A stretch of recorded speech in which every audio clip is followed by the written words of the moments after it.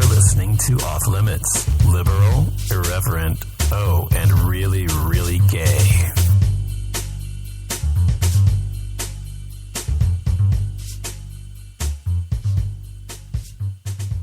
Hello, everybody. Welcome to Brain Purge tonight here on the Off Limits show. Thanks for listening. If you're listening, I appreciate it.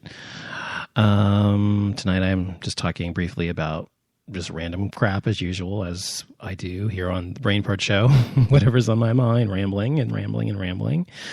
Stream of consciousness. If you've never heard the show before, that's what the show is. I just kind of talk about whatever's on my mind, whatever comes to my mind, regardless, no filter, just blah, blah, blah. So if you like that kind of thing, this is a place for you. If you don't, well, it's not, then you can leave. So just FYI, if you want to check me out, you can go to offlimitsshow.com. You can go to Spreaker.com. You can listen on iTunes. You can also hear me on, or find out more about me on Facebook and also on Twitter. So be sure to follow me on Twitter and like me on Facebook, and to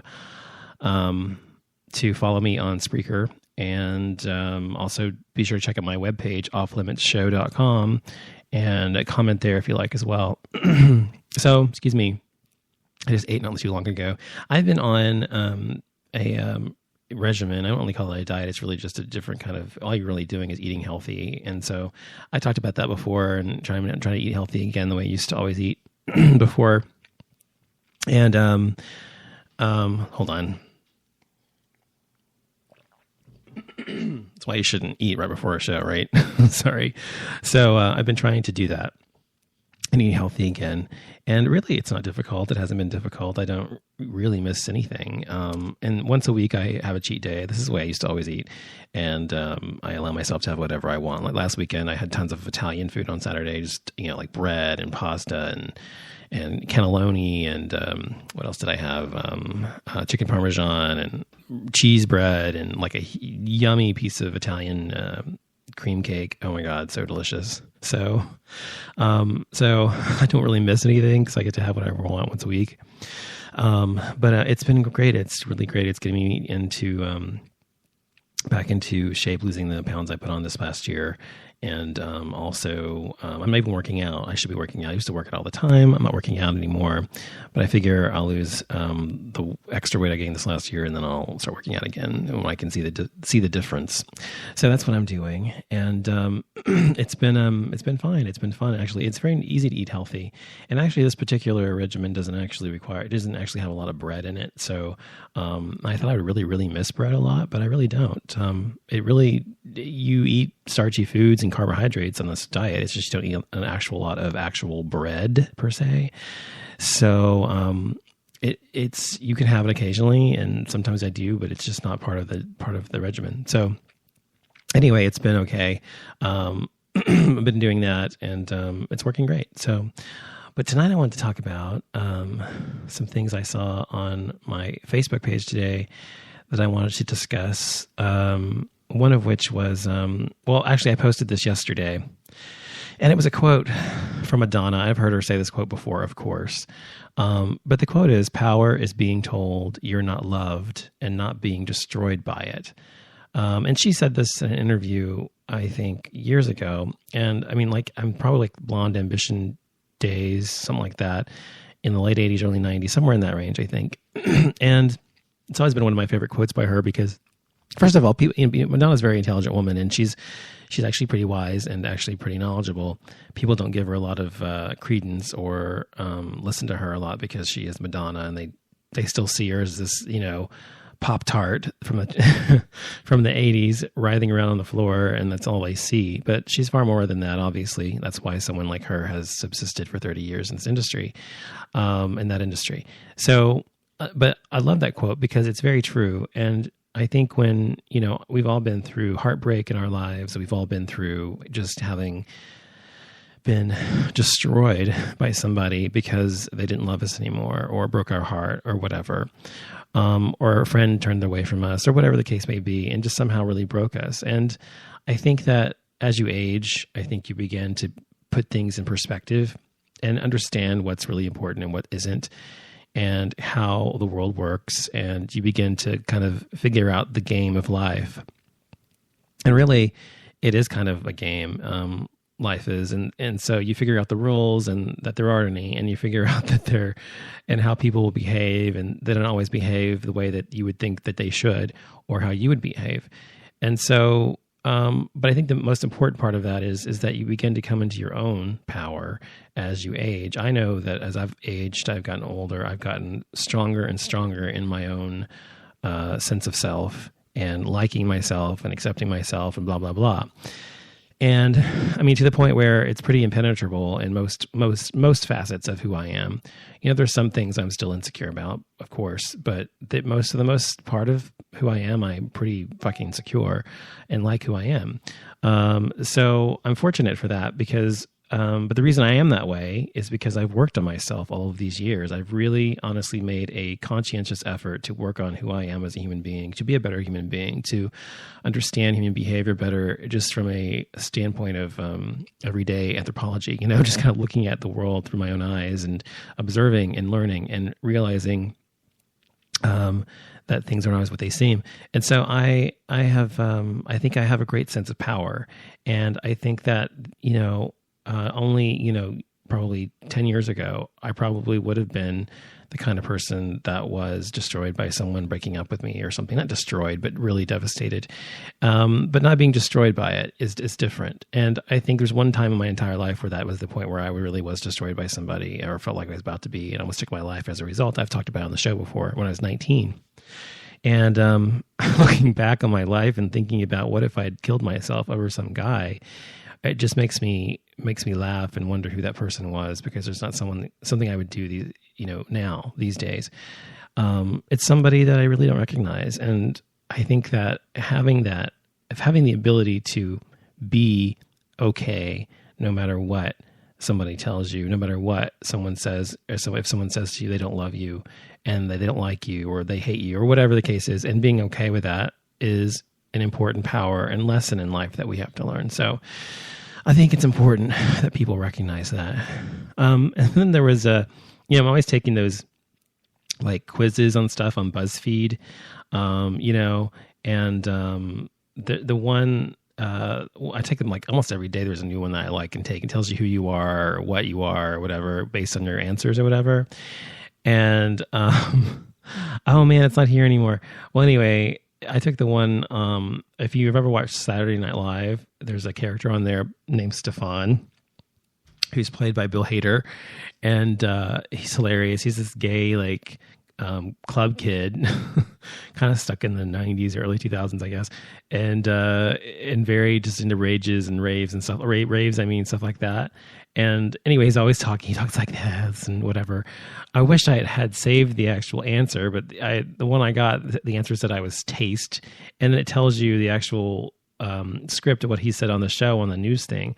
And I wish I was going to say it on the air, because anyway, I tried to get through it. It was cracking me up the whole time. It was hilarious. But anyway, that's a fun thing on BuzzFeed. There was a, wait a second, where is that? Wait a minute. Oh, Katy Perry and Madonna are standing up for LGBT rights. They're doing this thing where they are coming out against Russia. And Russia has been horrible. I mean, I've talked about this almost every time on my show because it is so bad. But there was an actual photograph or picture of a woman, excuse me, holding up a banner saying Sochi 2014 is equal to Nazi Germany in 1936, which is right before the World War started in 1939, because of the Nazi regime. And I think that's true. Unfortunately, people are caught in a climate there that is very rife with scapegoating, and just like in Nazi Germany, the scapegoat were Nazis and people who were the superior race and all that stuff. And these days, the scapegoat is unfortunately the GLBT community in Russia. So it is unfortunately seeming to me that we are coming to it looks to me like the climate is going to be exactly the same, and it is the same, and it's going to end up having a similar result. I wouldn't be surprised in 5-10 years if we had them trying to kill all the gays there, literally putting them in concentration camps and whatever. I'm not saying that they would necessarily get away with it. Obviously, if it's secretive, it's probably not something they get away with forever, but I think that it's quite possible. And so when you see the train about to jump the track, what do? Do you just stay on the train, or do you get the fuck off? Now, if I were living there, I would do everything I could to get the hell out. Even if it meant leaving my family and my friends and everything I know, if I could get out of that country and go to an adjacent country, or one that I would be able to defect to, or the United States or whatever, if I had the money and the means to do that, then I would do that. Unfortunately, a lot of people don't, especially there, because a lot of the GLBT community there, it's hard for them to maintain jobs and stuff. Once people find out they're gay, they are fired, and because it's perfectly legal to do that there. So, as it is here in some states.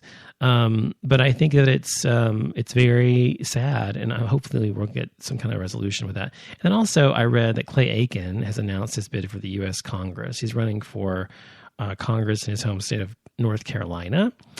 Now, I call him Howdy Doody because he looks like Howdy Doody to me. I don't dislike him, but I don't particularly like him either. I just kind of like, he's kind of there. I guess I'm indifferent to him for the most part. I don't know. There's something about him that always felt to me kind of disingenuous. And he comes, and his persona is just the opposite of that. But to me, I feel like he's just sort of disingenuous. I don't know. But he's running for that. So I hope he wins, because he's running for an incumbent seat who is actually a Republican. And any Republican we can unseat in this country, especially one that is going to be held by a gay man, I'm all for. So that would be great. I hope that happens. And then Texas, where I live, in San Antonio, is now offering same-sex partners benefits. So that's awesome. In Dallas, they don't do that. As far as I know, I mean, at least last time I checked, they didn't offer that in the city of Dallas to have equal, benefits or whatever. So unfortunately, it's not here yet, but it is coming to places like San Antonio already. So that's great. I don't know what's going to really happen in the future with it, but the rest of the state, I mean, Texas is a horrible place to live. It's just like completely and utterly, and I've always talked about how I have a love-hate relationship with the state, because I love it because this is where I grew up. So it's my home. It feels like home. I understand the people here. I understand the culture here. I understand what part of the state equals what, and I understand everything about it because I've been here in my entire life. My family has been here for many, many generations on both sides. So I understand what Texas is, what the culture is. I understand it. But, there's a bad side to it as well. Of course, when you are not one of the group, then you are, of course, deemed, unwanted here. And so, of course, I've always been an outcast because of that. Because I'm liberal. I'm a gay, liberal, biracial, non-Christian who lives in Dallas, Texas. And so to live here and be what I am and be myself has never been easy. But I've never let it stop me from being who I am anyway. It's not easy, but it doesn't stop me. I think that's the way anybody should be. There are people who live around the country in far worse places than I do in Dallas, Texas. I mean, there are places that look downright liberal, that makes Dallas look downright liberal around the country. I've got my friend Caleb lives in Alabama, and then I've got a friend I talked to, John, who lives in Florida. I think he lives in Florida. Does he live in Florida? I think he lives in Florida, or no, he lives in Georgia. I think Georgia. Anyway, so I have these friends who live in these places, and I always think, how do they survive? But I guess just out of sheer necessity. I mean, that's where you were raised, just like this is where I was raised. That's where their family, their friends are. They don't want to necessarily leave instantly and, just abandon everything. I understand that too. But for me, it's very difficult to ever imagine, at least coming from where I came from, to ever want to live in a place that's worse than where I am from. I've said before, when I was young, I was going to move to New York City, and I was actually going to go to an acting school there. And I didn't, obviously. I stayed here and finished SMU. I went to SMU and I went to college again for design later, and then my master's degree, blah, blah, blah. But my point is that I didn't take that track in my life. I went on a different route. And if I had gone that way, whether I'd become an actor or famous or successful or whatever, doesn't matter. But I think that it would have been a really different life for me. And I think I have always regretted not knowing what if, And that is always, I think, everyone's biggest regret. What if? I mean, I've heard people say before, when you die and you on your deathbed, you don't hear people say, "Damn, I should never have tried." They always say, "Damn, I should have tried," or "I should." What would have happened if I had tried? And I think that's very true. And that's my only regret. I think that I can think of that I've had is that I didn't actually go that direction, and I stayed here in Dallas. And I've made a good life for myself here, but I think that I could have had a bigger life, if that makes any sense to you, a bigger impact on the world if I had become what I had set out to become and actually tried. But I was too afraid to try in my teen years to do that. I was too self-conscious and too, I didn't know who I was yet. I didn't really know who I was. So it was hard for me to imagine leaving everything I knew behind for greener pastures, so to speak. I just couldn't think of it. And I was afraid to death to move to a huge city where I had no money. I had no one to help me with anything.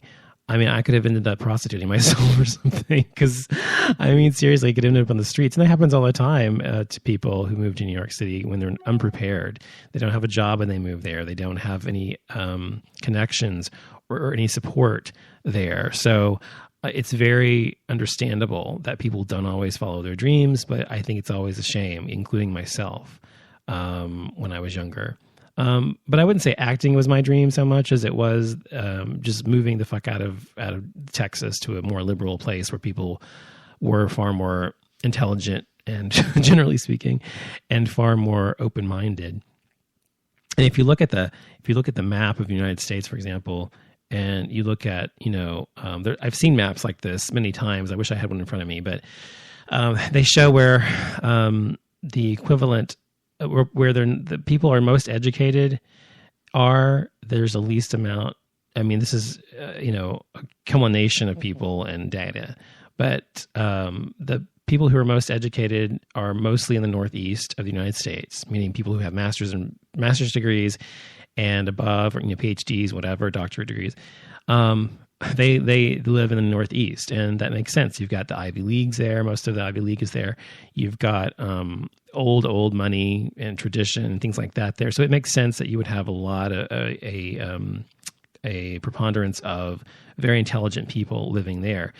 Where they live, there is the least amount also of racial and homophobic inspired bigotry or beatings or violence or whatever, discrimination reported by people. So although of course it happens there, it happens in New York City, it happens everywhere, it happens in every city in the world, but although it happens there, the number of incidents are far fewer per capita than they are here in Texas or in the Deep South, where it's really rampant, obviously, for obvious reasons. California is the same way on the coast cities, California, San Diego, Los Angeles, San Francisco, of course. Those cities have a lower preponderance of those things as well. And then you get to the middle of the country, and it's somewhere in the middle. You have sort of you've got, for example, if blue means you've got the least amount of bigotry or racially inspired, fueled hate crimes or whatever. If blue equals that, then California is blue, and the Northeast is blue, and the Northwest is blue, and there's a little blue around Chicago and that area up there, and Ohio a little bit too. But when you get into like North Dakota, South Dakota, Colorado, and then not Louisiana. Well, Louisiana too, Texas, Louisiana, and but more so Oklahoma in that area, North Dakota, South Dakota, Kansas, whatever. It's sort of in the middle. It's not blue, it's not red, it's just sort of orange or whatever. And then you get to the South, and it's like red, just like really red. So the image that people have of the South is well earned it is well earned, not only because of recent history, obviously, but because of slavery. And it was since slavery and since the agrarian societies that pervade or were pervasive, I should say, in the South in the Civil War era. It's been that way. And it's a way of life that is passed down. It's a way of thinking that is passed down from generation to generation. And even cities like Atlanta, Georgia, which wore lily white during the Civil War in that era, in terms of people who lived in their own houses and stuff like that, obviously because of slavery, the only black people or people of color, people that were servants or whatever, is now predominantly black, and that's because of all the slaves and all the people who had made lives for themselves there since then, and that's great. But I think bigotry is still equally as bad there as it is anywhere else. I don't think it's gone away. I think it's still just as bad as it ever was. But yeah, so it was an interesting little thing I saw on there, and but yeah, so I kind of got the point. But the point was, yeah, you kind of have to live your dreams and do what the fuck you want, because if you don't, you're going to regret it when you get old. Trust me. Like I said, that's the only thing I ever regretted in my entire life. Okay, so I'm going to take a quick break. I'm going to come back and we're going to talk some more about some things going on. I'll be back in just a minute.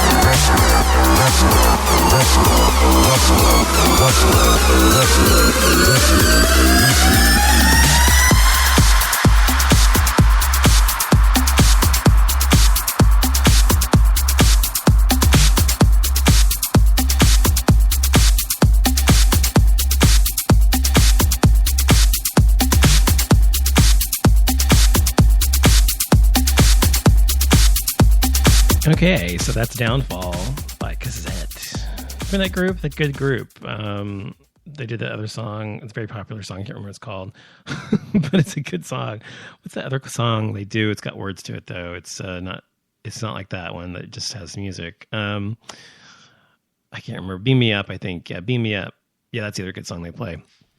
Anyway, that's Cassette. So I was reading today about something interesting. I talk about on my show a lot about food and about how people should eat healthy and eat natural and that sort of thing because it's far better for you than eating fast food and whatever. And the reason fast food is so bad for you is because it's bad for you. I think every once in a while it's okay. I just don't think it's something you should do every day. And there have been times in my life where just because I got busy or whatever, I would eat fast food for an entire week because I was too lazy or tired to cook that week or whatever. And I always felt, because I felt gross. I felt fat. I felt like it wasn't just how I felt, like how I looked. It was just about inside. I felt more lethargic, The reason for that is because fat food has so many bad things in it for you. It's tons of saturated fat generally. It has tons of high fructose corn syrup if you're drinking something sweet like a soda or something like that, or possibly a dessert. It has a ton of bad things in it. But we all know this. But there's also something else that most fast foods, or a lot of fast foods, not most, have in them. And from major chains like Domino's Pizza, McDonald's, and Wendy's. It's something called polydimethylsiloxane. I'm going to try to say that again. Anyway, it's got the poly thing in it. And it's been causing a lot of discussion lately because it belongs to a group of what are called polymeric compounds, which are generally referred to as silicones. Yes, silicone, like in breasts and contact lenses and breast implants, whatever, in rubber tires and cosmetics and stuff like that. Silly putty even has it in it. So the FDA approved it, calling it non-toxic, okay, years ago. But it's not non-biodegradable, and it's, as I said, used in breast implants. And recently, safety concerns have been raised by the FDA for its use in breast implants because it's causing people to get sick if it leaks. So it's in several things. It's in Domino's Pizza's breadsticks, their cheese bread, and their garlic butter oil, which they serve on the side as well as on most of their pizzas. They put it on most of their pizza. McDonald's has it as an additive in their cooking oils, which means that they use it on their French fries and their McNuggets and anything else that's fried. And then Wendy's also uses it in their cooking oils. So Wendy's also probably has it in their fries and their chicken breast that's fried or whatever else. Now, I like Wendy's. It's delicious, and I don't really care for McDonald's that much, but Wendy's is really good. And I like Domino's Pizza as well. But I am not going to eat them anymore knowing that this is in there. I'm not going to eat any of these particular products specifically because they have them in there. It seems like anything that's fried, especially, it has it in it. So I will still probably eat things that don't have those things in it when I go to those places. But my question is it really good enough? I'm sitting here telling you this is a truth reported by the FDA and reported by the CDC. The CDC says it's not safe. The CDC says it's not safe to eat anything with this stuff in it. Yeah, because the FDA only grades it as a safety concern now, from ready to downgrade it from non-toxic to safety concern. It's still usable in foods. So I'm sitting here telling you that this is not good. And I bet you 99% of the people listening to my voice right now are going to still go out and eat McDonald's chicken nuggets and their fries, and Wendy's fried chicken sandwiches and their fries, and Domino's pizza, even though you know you're poisoning yourself because it's been proven that you are. This thing's actually banned in Europe and other countries, but it's only in the United States where everything's about money and lobbyists and things like that, where it's okay, where they are able to skirt around the issue until too many people start to die or someone discovers the truth about it, which has just happened. So, why would you continue to eat these things when you know it's bad for you? And I think it's just human nature. Bad habits are hard to break, period.